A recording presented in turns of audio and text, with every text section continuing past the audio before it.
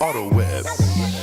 Welcome to the Millionaire Car Salesman Podcast, the #1 resource for automotive sales professionals, managers, and owners to learn how to make money, accumulate wealth, and to all out ball out in the auto industry.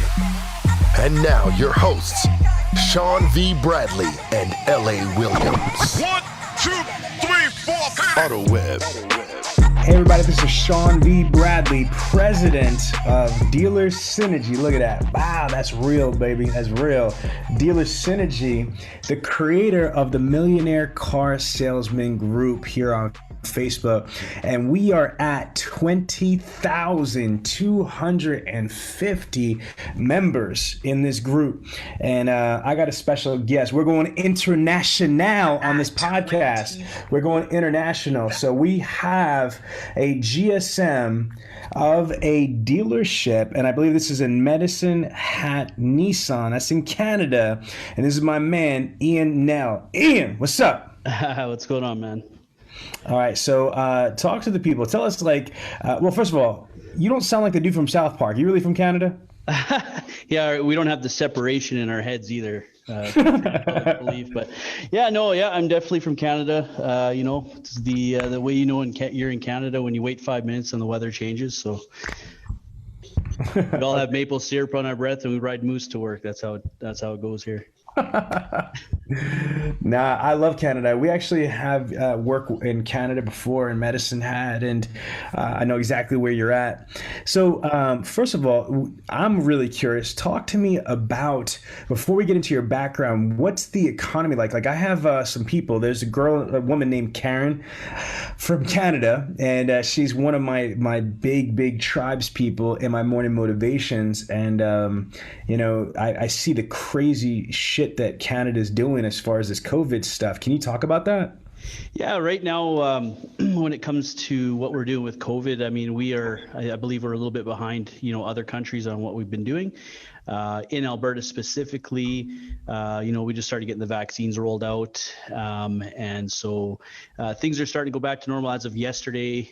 We kind of opened up a whole bunch of other stuff, but it's kind of a tiered approach that they're taking with it. And with that comes different challenges every time they open up a different tier, what you're allowed to do at the dealership, what you're not allowed to do. Thankfully, we haven't been too heavily regulated as to what we're allowed to do.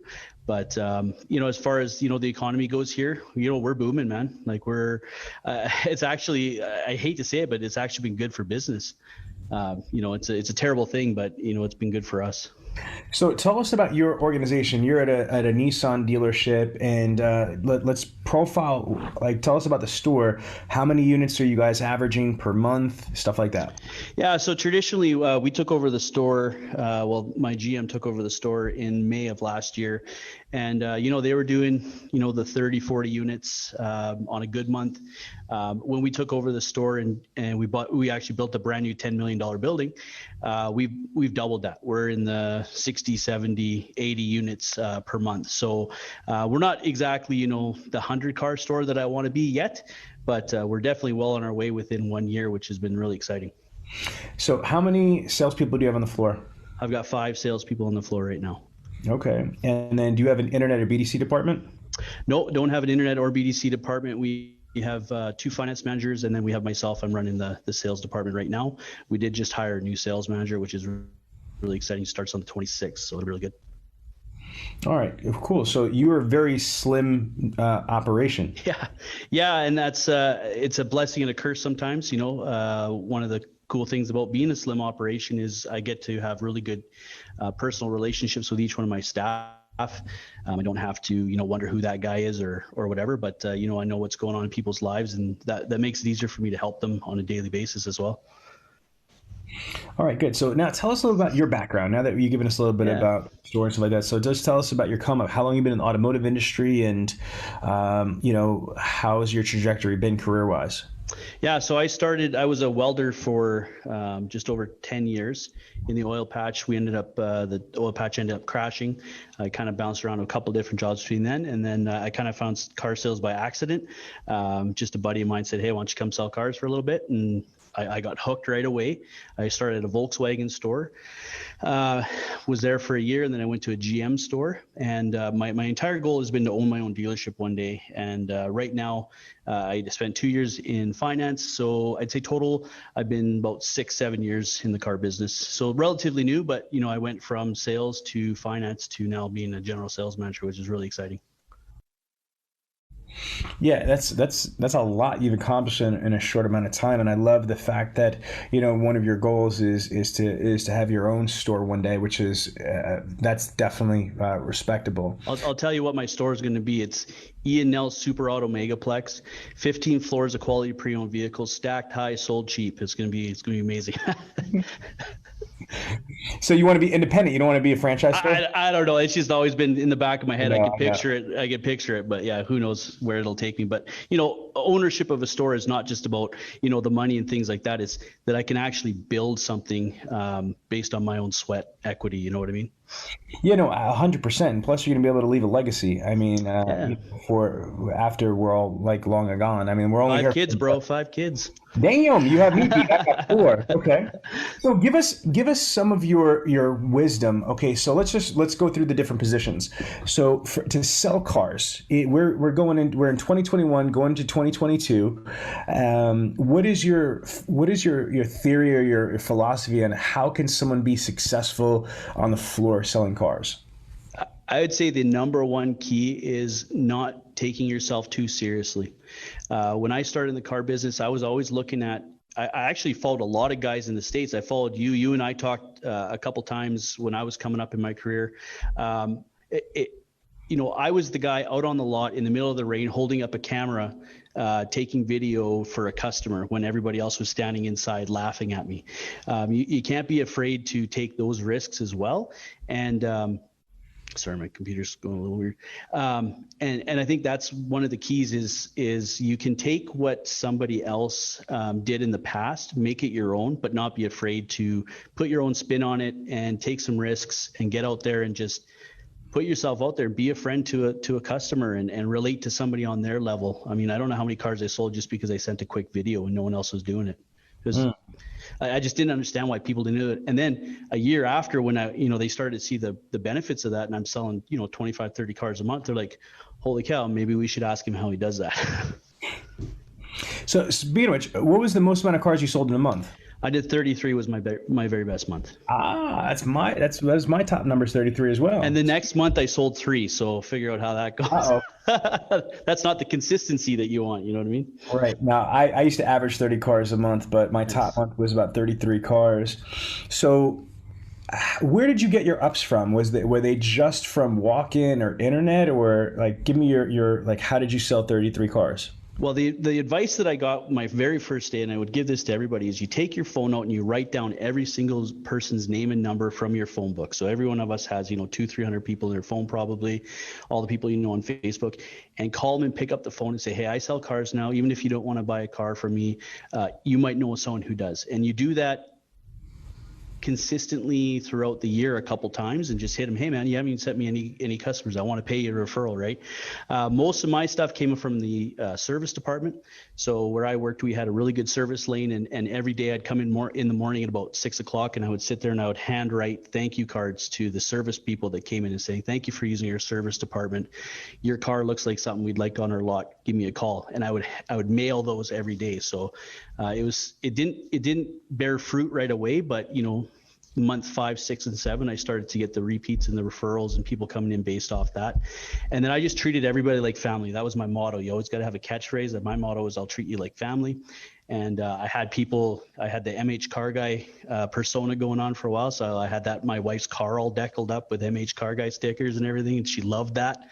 And then I would just be I got some stuff from other trainers where I would do testimonial videos with the customer and send those to friends and family of my customers.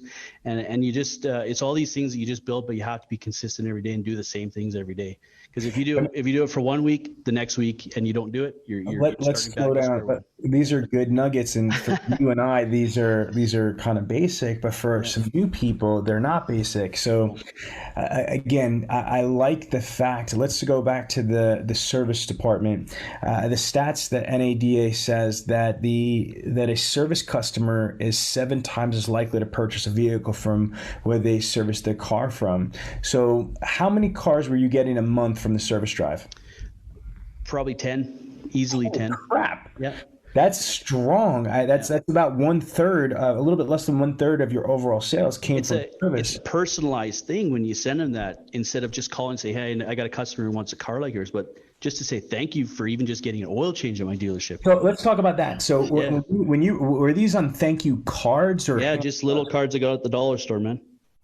All right, cool. And then and you mailed them to them, or you left them in the car? No, I mailed them the next day after, because I would get the list of people who are in service drive the day before. And then that's who I when I got in the morning, I would just bang out, handwrite every single one of them. So my penmanship got really good at the end. But some of the very early ones probably didn't look all that good, but. No, so let's stick with this. I love that. I think that now I don't want to lead you on this, but the people that I know that were successful in service hours are earlier than the sales hours are. So did you get to get to the dealership earlier than most people? Yeah. Yeah, most people are there at 8 o'clock or 9 o'clock. Our service department was open at 6:30, so I'd be there right when they were opening the doors every morning. Lots of times I'd bring them coffee and donuts to those guys, because they're the guys that are going to feed you as well. Once in a while I'd bring them a pizza lunch or something like that. But sometimes I beat them to the dealership and I'm just standing outside the door waiting to get in and get going. So let's talk about this for a couple minutes, because these are really good nuggets. The reason why I want to stress on this is because I've been in the automotive industry for 22 years, and I've been told back with my managers, work the service drive, but most people don't work the service drive. They don't, which just blows me, because it's right next door to the damn service department. I mean, the sales department. So it's usually in the same building. It's like literally a couple feet away. There's a plethora. There's a tremendous amount of people. People don't realize that there's way more ROs, repair orders, than there'll ever be sales at a dealership in a given month. So not to tap into a natural resource that's right there, it baffles my mind. So the nuggets that you just said, one of the biggest ones is, if you want to maximize service, you need to get there earlier, because service starts before the sales initiative does. Okay, that's one. Second tip that I got from what you said is these like the handwritten notes. I love that. I absolutely love that. One thing I want to give you, because I don't want to just pick your brain, I want to give you some nuggets too. Some of my stores are using the hangers. Like, you know what I mean? Especially now with inventory being shortage, they have the hangers that fit right on the rearview mirror, and it says that we want to buy your vehicle. They're actually putting the trade appraisal, what they're willing to put, right there, and that's what. So sometimes people on the drive home are calling, wait, what's this price here? Are you serious? And again, but I like yours. I think that it shouldn't be either or. I think that there's a possibility where you can incorporate all this stuff. Absolutely. Where I like the hangers, and what you said, I want to show you this. I don't know if you've done this, and you can tell your sales guys to do this. Watch this. After these messages, we'll be right back. Don't be the last one with your hand up at the auction. VinQ Vehicle Buying Center gives dealers the digital and in-store tools you need to buy direct from the public. On average, inventory bought from the public grosses $1,200 higher on the front end alone. VinQ turns buying cars direct from the public into a business. The most profitable dealerships in the country are making hundreds of thousands of dollars a month in additional front-end gross. Private party acquisition starts with VinQ. See it at VinQ.com. And we're doing this live. We're on we're obviously in the Facebook group, and for the people in the podcast that can't see what I'm doing, is I've just opened up Google and I'm putting custom donut boxes. Did you realize that, like, my daughter, who's got the K Got You covered, she sells cars. Look at this. For I could do small ones, like even in COVID. So these are individual donut boxes, that are there. So you could do individual with your personal brand. It could be K Got You covered, nice. Or it could be. They're $1.25 a piece, and I have 100 custom donut boxes. I don't know if you need 100 of them, but my whole point is that I used to do this too. Back in the day, I used to go and have custom donut boxes and with my logo on them, my phone number. And then I would go to like Dunkin' Donuts or Krispy Kreme and just pop them in my custom box, and I would go bring them, and I would leave the box there and it had my information on it. Nice. So have you done any of the custom donut boxes before? Actually, one of my sales guys just came with us to us with an idea a couple months ago, and he actually partnered with one of the bakeries in town, and he actually, every time he sells a car, he gives them a coupon for a donut at that donut shop. And so I don't think they charge him anything for that, but it brings the business to them, which is pretty cool. But one thing we actually talked about with my main girl who runs the service drive now is I said, hey, like, why don't, instead of just putting your appraisal in with all the paperwork that they hand them in service, which is, could be 5-6 pages of paper, put it in an envelope, a different colored envelope that they're going to grab all that stuff and go, oh, what's this? Open it up. Boom. There's your trade appraisal. Right. But yeah. I like the window hangers. I think that's strong too. Yeah. Yeah. No, this is why I love these interviews, because we get to synergize. So working the service department, do you spiff your service writers? Yeah. So they'll bring us a deal when they can't, sell the service work, and I hit them every time. I'll give them $150 for bringing me a deal, just like I do for any referral, any bird dog. Treat them exactly the same as I treat everyone else, and they bring their friends and family into the dealership, buy a car, boom, I'm going to hit them too with some money. So. It's worth it. It's worth it. It's not that much money, and it's worth it to get them thinking, okay, well, I didn't sell that $5,000 work order, but maybe these guys will buy a new car and I can get something out of it. 100%. Yeah. That's what you want to do. I mean, Grant Cardone is an inspiration because everybody on his team, his kids sell, his wife sell, his pilot sells, his receptionist sells, everybody sells. It's like being a Marine, right? Like, yeah. I don't care if you're the chaplain, if you were a Marine, I mean, you were a soldier first. I don't care if you're blessed, you know how to, field strip an M16. I'm just saying. That's right. Yeah. So I love this. Okay. So service drive was a big thing. Okay. So besides working the service drive, you said that you treated people like family. Define what that means. What that means is, for me, I would never put anybody into a car that I wouldn't put my daughter into. I would never put a deal together for a customer that I wouldn't do for my own mother. I'm very transparent in how we do things here, and I like to be full disclosure. And, there's been some people that have come in the dealership that, it's not a good idea for them to buy a car right now. When she started getting down to the nitty gritty, it's like, I'm going to see you in 3 months having you repo that car. It's not a good idea. And so it's more of a counseling thing where it's like, you can sit and go, okay, this is how you get to the point where you're going to be able to afford this and actually make a plan with some people. In fact, the other day, I had a lady message me one of the handwritten letters that I had sent her, thanking her for buying a vehicle. She's like, can you believe it's been 5 years already? And there's a 2-page letter of stuff that I hand wrote to her, and I don't even remember doing it. I was like, oh wow, that's really cool, right? And when you build those kinds of relationships, you got people coming back, man. I still have people even as a GSM calling me and saying, hey, do you still work here? I need a car, right? So it's pretty cool.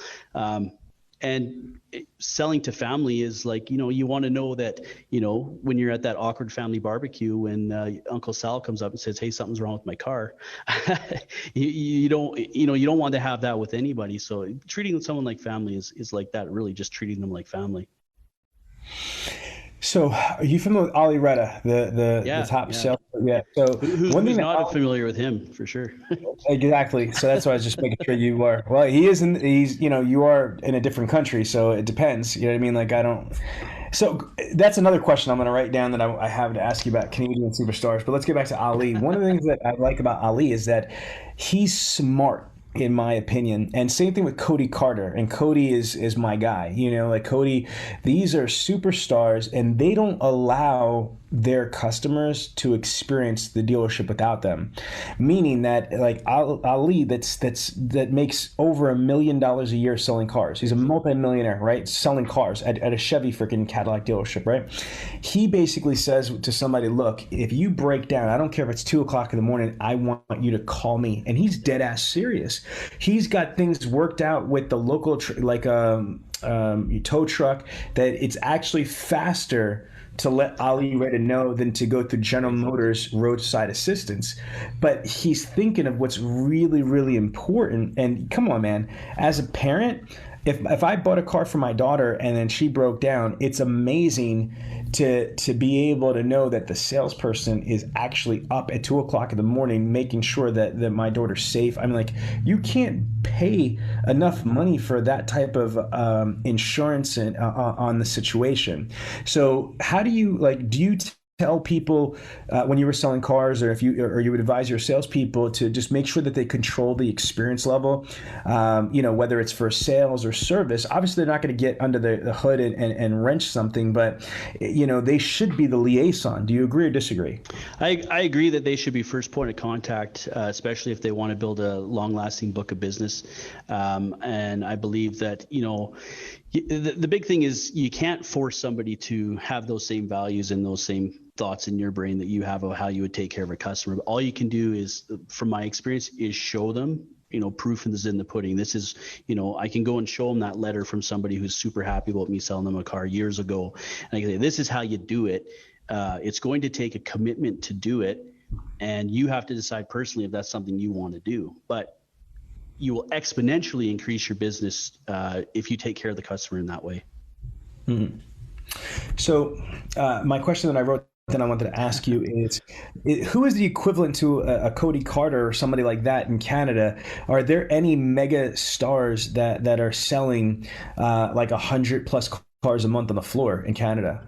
Honestly, man, not that I know of. I don't know of anybody. I'm in quite a few car sales groups in Canada, like Canada specific, but most of my focus has been following people in the States. And I guess the reason for that was, my boss always just come to me and say, hey, how many cars do you think you're going to sell this month? And my target would be super high. And he's like, you can't sell that many cars. And I see guys in the States like Ali selling 100 cars or however many cars. And I'm like, I can do that. They're not in that big of a city over how big of a city I'm in. Right. But we don't have, I'm in a pretty small town. So, I don't think there's people doing as much. I don't think the car industry in Canada is as big as it is in the States, having superstars and moguls and things like that. I'd love it to be. I'd love to be on the forefront of that. And, But you yourself, you sold 30 cars. That's still a lot. That's triple the United States national average. National average is only 9.6, and it's 30. But so what's the most that you've heard of in the 6 or 7 years you've been in business? The most I ever heard of was 50 cars, and that was sold by someone in Calgary. So that's 1 million+ citizen there, but they obviously have, competing dealerships in surrounding area as well. So, but that was the most I ever heard of. And he was a young guy. I guess he was 22 or 23 years old is what I found out about him. And he just hit it running with social media, like just smashed it. He was doing stuff that I didn't even know what a Snapchat was at the time. He was selling cars on Snapchat, man. And I asked my daughter to explain that to me, and I still don't get that one. I'm on the TikTok though. That's the big thing now is the TikTok. So, but no, it's probably the biggest I've seen. My daughter, Tiana, she's got one of her TikTok videos went like freaking viral. She got 2.4 million views on one TikTok video. Yeah, it's crazy. Amazing. All right, so you gave some really strong nuggets for a salesperson, and you're talking and this is a good wrap up for that part of it, is you talked about Snapchat and TikTok. So you definitely encourage salespeople to leverage the power of social media to build their brand and to sell cars. Big yes on that one. Yeah. If you're not actively in front of a customer making a phone call, you should be shooting a video. You should be thinking about a TikTok. You should be following a trend and doing that kind of stuff. Like if I see someone sitting on Facebook at the computer or sitting on TikTok, man, I'm assuming that they're doing something social wise and trying to sell a car until they're not, you know what I mean? But it's big at our store. We really encourage that. We don't really censor anything, be professional, but Yeah, I mean, I've got age ranges from 21 years old up into the 50s, and even my older salespeople, they're getting on videos. In fact, one of my guys that we hired, we started saying, in order for us to hire you here, we want you to send us a 2-minute personalized video of why you should work here, what you liked about the dealership, that kind of stuff. And that to me gave me a sense of, are these people going to be comfortable in front of the camera? And are they going to take my direction when it comes to what you should be doing social-wise? Because it's key. You have to have a good social media presence. That is freaking phenomenal that you do that. I don't have enough dealers in the States that are doing that. So the fact that you're doing that from Medicine Hat is very impressive. We did that for service writers who wanted to come work in service. We made them do a video. Really? Yeah. Yeah, because they got to sell too. They're salespeople, They gotta be outgoing people that don't take themselves too seriously and can be goofy and that kind of stuff, right? Absolutely. Okay. So give me your philosophy on management. How do you feel that sales managers and GSMs, what is their role in 2021 going into 2022? What should their role be, and how should they be, in relation to running and managing and leading their teams? After these messages, we'll be right back.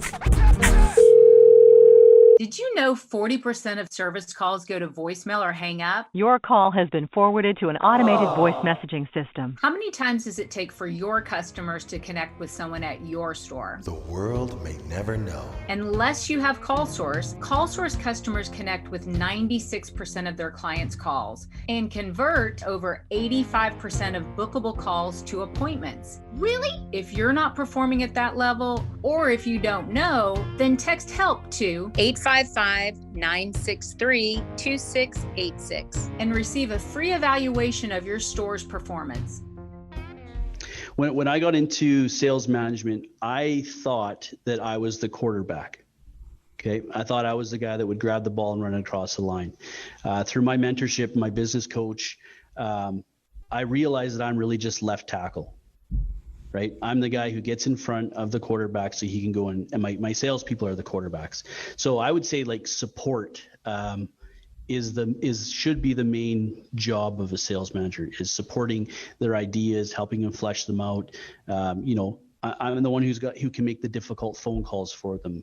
I'm the one who can send a bomb video or whatever kind of video that you have to a customer who's ghosting them. I'm that support, and that's what I think that managers should be today. Not somebody who comes in and dictates what you should be doing on a daily basis, but hey, let's be more supportive of our staff is what I think.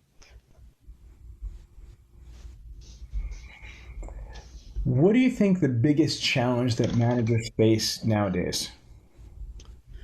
Well, besides inventory, that's one that a lot of people are facing. Okay. I got to say it's the ever-changing customer. Now more than ever, I believe the customer is, they're smarter than ever. They're more diligent with their research than ever. A lot of times they just come to test your knowledge. And I think it's a huge challenge, is keeping ahead of that, just that one step ahead that we always try to be in the car business, to be able to figure out how to best serve our customers. As well as I do, when somebody comes to the lot, they don't want to be sold. They just want to have an experience. And our job is figuring out what experience that person needs to have, in order to do business with us.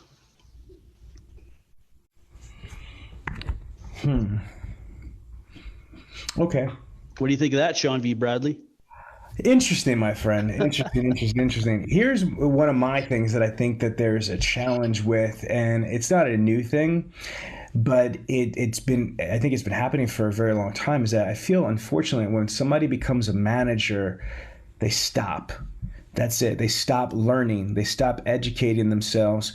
Here's the reasons why. Either A, they feel that they've arrived and that they're a manager and they don't need to know anything else, that they're the king shit or queen shit. That's one. Manageritis, yeah. Manageritis. Or two, they're so busy they don't have an opportunity to replenish. But both of those are not good, and they're not real. I think that managers really have a responsibility to their team to constantly be looking for newer ways, better ways, how to improve, how to evolve, how to solve problems, how to be more innovative, have better technology. The way that I would give a job description of a manager's job is to provide all the resources for their team to be successful and to be the resource to eliminate obstacles from their team's way. That's what I believe. Yeah. I mean, and that goes along with what I'm saying as far as, being the people to get out in front and get those things out of the way of your people so they can score those touchdowns, and giving them the confidence to be able to do that, to go, I got your back. This goes sideways, I'm right here around the corner and I got your back. I can jump in. I always say to the guys, your job is not, your job is like you're a train conductor. You're to keep the sail on the tracks.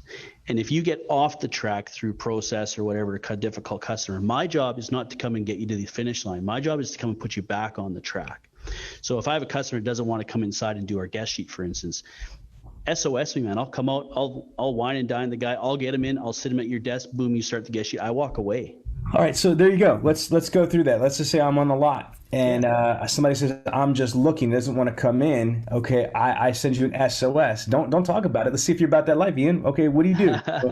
So I come out on the lot and I welcome everybody. I say, thank you so much for coming. Have you seen the giant? And I always go out with my tool belt on. It's a virtual tool belt. And I tell my guys to do this too. I say, put your tools in your belt before you go out. You got your brand new $10 million building.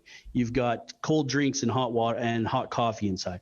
You've got a 7-car showroom with all the vehicles inside. We're a full disclosure dealership, so if you're looking at a pre-owned vehicle, we've got the used car folders in there with the Carfax and inspection reports. We're a 0% commission sales team. We're here to work for you. All we have to do is just ask you a couple questions to save you some time and money. Is that okay? Boom, follow me, walk in, go.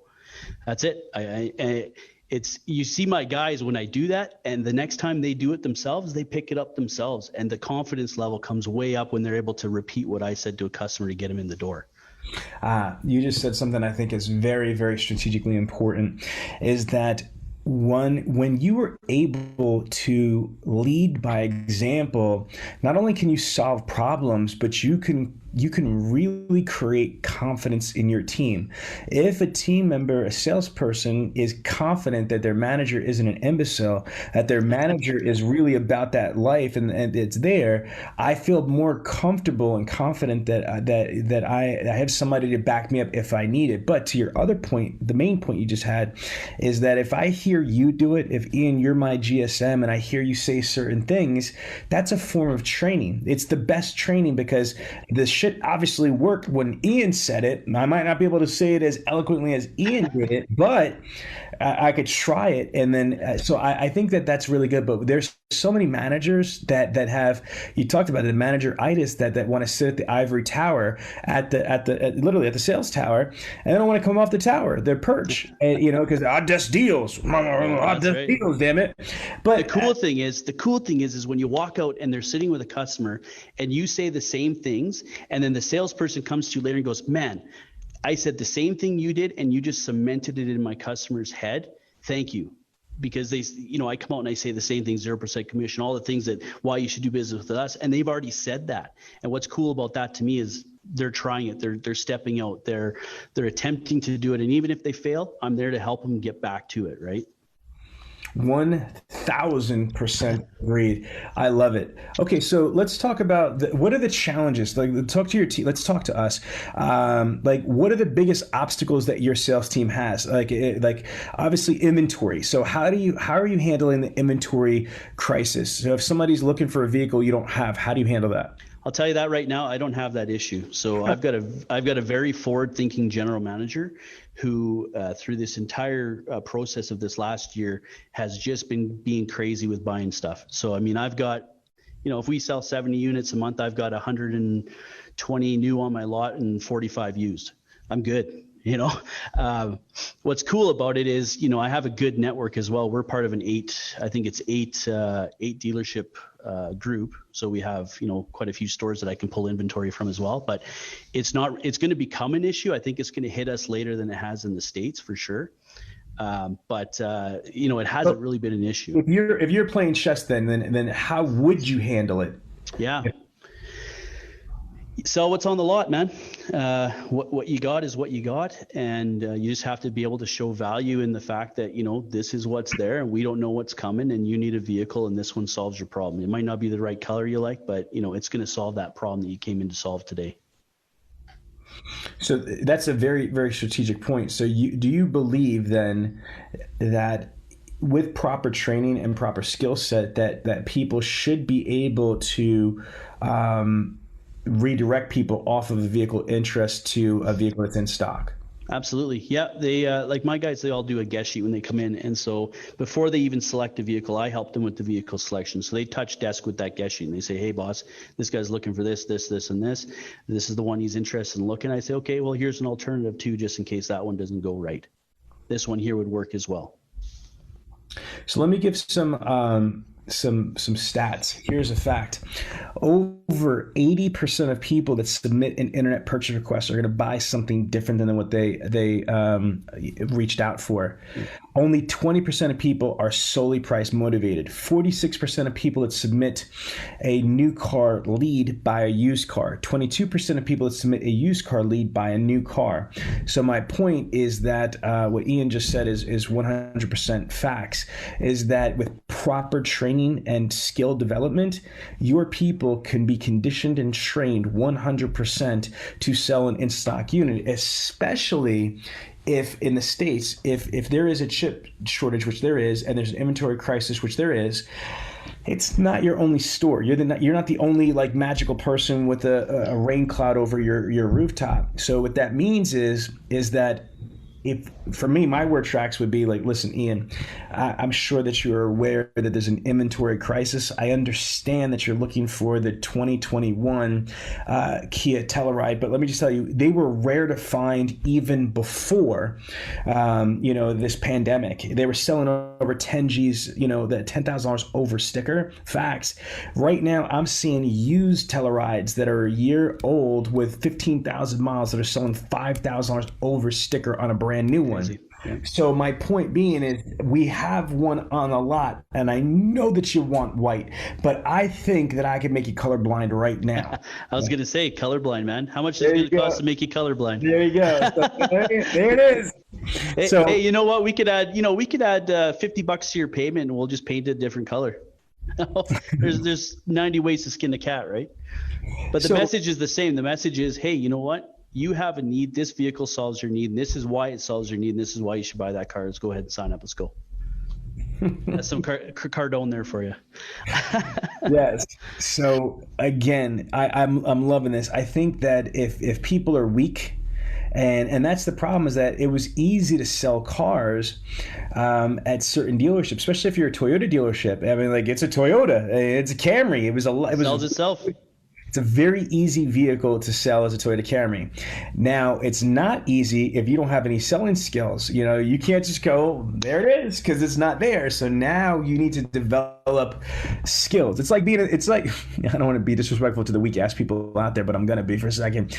It's like being like a domesticated like lion or something. Like if you weren't living in the jungle and you're at the zoo, like Madagascar, you know what I mean? Yeah. Like if you're a Madagascar lion, like from the cartoon, and you're in the Bronx Zoo and you're being pampered and things like that with ups, then it's one thing. But again, if you're not I don't mean a predator in a derogatory sense, and I don't mean that you have to be difficult to people. I'm just saying, if you don't have skills like a predator, like hunting and gathering, being able to hunt and eat and that type of stuff, metaphorically speaking, you're not going to do well in this climate. You have to be skilled at sales. The two biggest skills, I think, is one is you need an opportunity to do business. Right now, because of the inventory crisis, there's more people that want than we have. Yeah. And so that's the other thing that I think is a problem right now, and I want your input on this, is that grosses are at a global high. And this is the highest grosses have been in 22 years that I've been in the industry, and I think longer, but I've only been in for 22 years. But like that's crazy. Yeah. In over 2 decades, this is the highest grosses that people have seen, and it's because of supply and demand. And when there's a demand but there's not a lot of supply, shit costs more. Do you see the same thing? Are grosses higher in Canada now than usual? After these messages, we'll be right right back. Attention auto dealers. You need an opportunity to do business. Autoweb is one of the largest suppliers of high quality leads. I mean, high quality buyers. At a 10% closing ratio, you will be at less than $190 per car sold. Don't just settle for what you get. Autoweb can fully customize your results through targeted markets and/or zip codes, and as a partner, you will get premium placement within search results. Who better to do that than literally the people that invented automotive internet sales? If you want to sell more cars more often and more profitably, then you need Autoweb. I haven't seen that yet, but I am starting to see where people are less likely to try to negotiate than they were before. I want to echo your point where he says it's about getting people in front of people, because if you have a killer on your team and you put a guy in front of him who's going to buy a car, may buy a car, you got to put him in front of the right guy. Yes. I got a guy with a high closing ratio right now, but he has a heck of a time getting people in front of him. And I know if I get more people in front of him, he's going to sell more cars. I got to interrupt you because you keep saying guy. There are female salespeople out there for my audience, so I don't want them to. Sorry. I have female salespeople in my dealership too. I say, hey guys, how's it going? I know, but this is the like, even though we're live streaming, this is also going to be a podcast. All right. And I just want to say car people, hashtag car people. I have a car salesperson that is, if I get more people in front of that person, they're going to close more deals, and it's going to be better. How strong is the female? How many salespeople do you have that are female on your floor? I've got one right now. One I just promoted to finance. Okay. She spent 3 months on the floor and she averaged 15, and I was like, man, she's a salesperson. She got to get her into finance. So, but my other female, she's been with the dealership long before I have. I believe she's been here 7 years. She's an older lady, and she has a clientele from, man, you could look at her book of business and just be shocked at how many people she's sold cars to, which is good. How many cars she average a month? She's in the 10 to 15 a month. She's, slowing down a little bit, but we're working service with her because those are where her customers come. And a lot of, previous to myself, some of the management that worked here, didn't help her to foster her book of business like I am. And she we started, I got her a monthly newsletter going. We started doing that to reach out to customers she sold cars to. A lot of people were scooping her deals and jumping in because, she wasn't the kind of person to put notes in the computer. She's got a book, man. Like, she's got a book on her desk of names, numbers, everything. And it's like hard to translate that into the computer, right? So I feel for her. So we're trying to work with her that way. But no, she's my constant. She's somebody I know that's going to sell X amount of units a month, right? So the question is, do you think that females are strong in the industry? Females are what, sorry? Do you think females can be stronger or an asset to our industry? Oh, heck yeah, man. Yeah, I wouldn't want my daughters being in the car business. Both my daughters in the car business. I know they are. I know you're a brave man. You're a brave man. Nah, listen, because they're also my daughters, so they're not like regular girls. They're leveled up girls, is what they are. Yeah, right from the get go. Yeah. Yeah. No, but they're crushing it. They're both averaging. Like my one daughter's doing 20 cars a month. The other one did 20. So, yeah. The first words were ACV, right? Yeah. Yeah. No, it was gross. It was gross profit. That's it.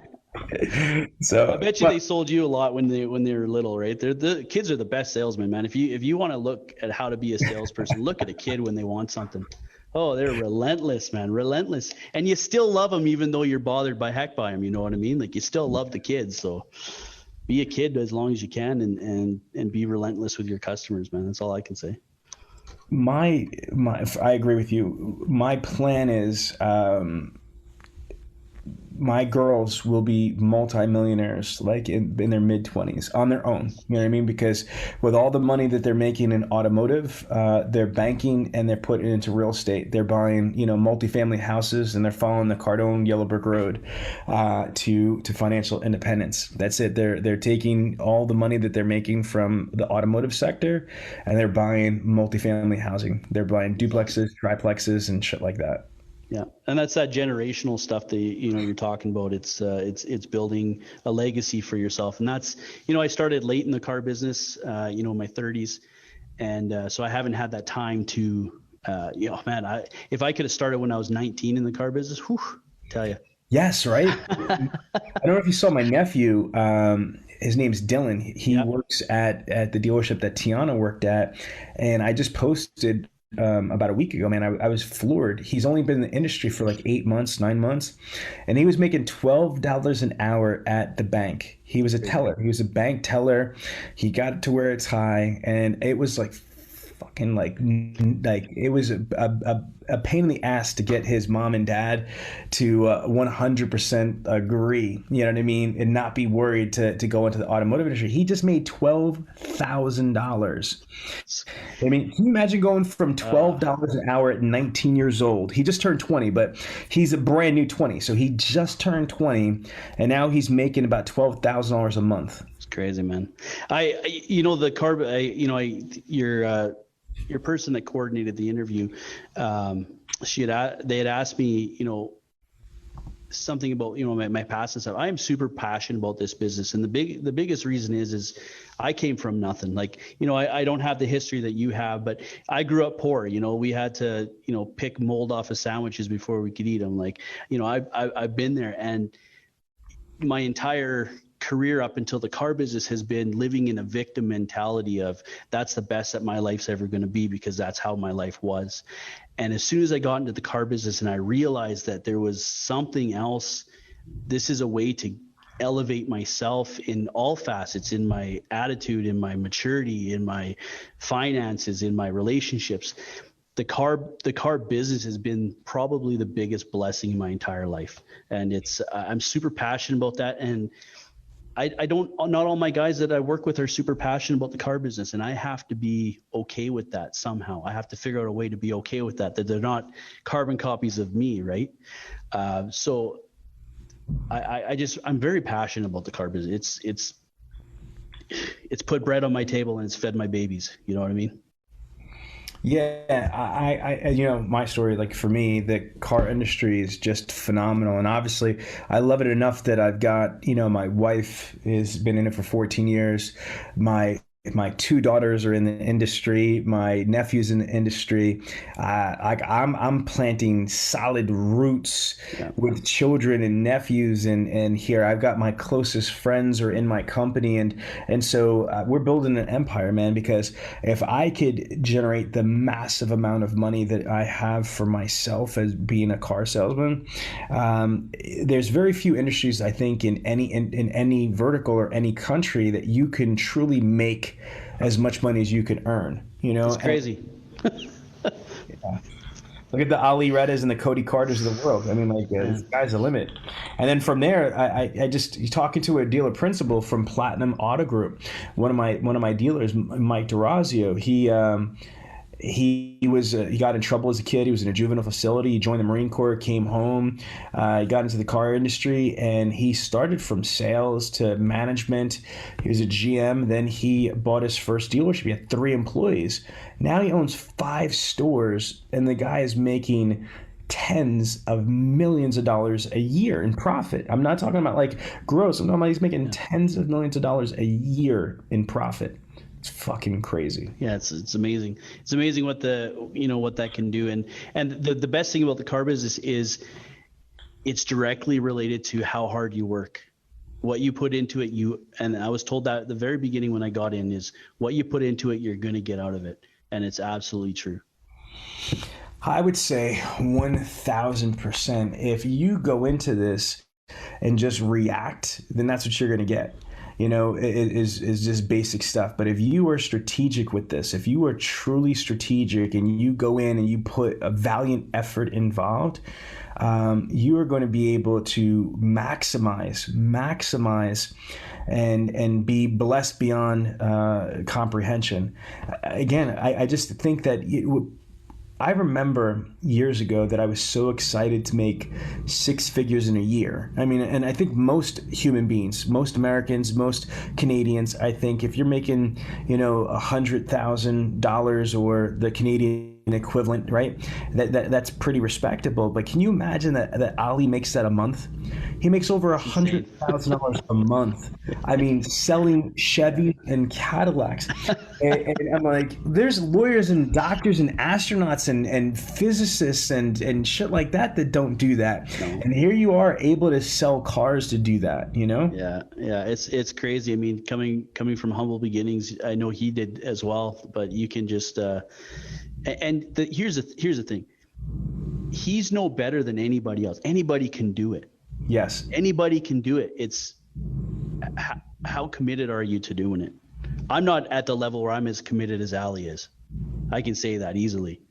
But I'm at the level where I'm committed as I am, and there's a lot of people that are committed to the level that I am. So my job as a manager is to show those people just a little bit more effort's going to produce some more fruit for you, you know, a little bit more. Give me a little bit more every day.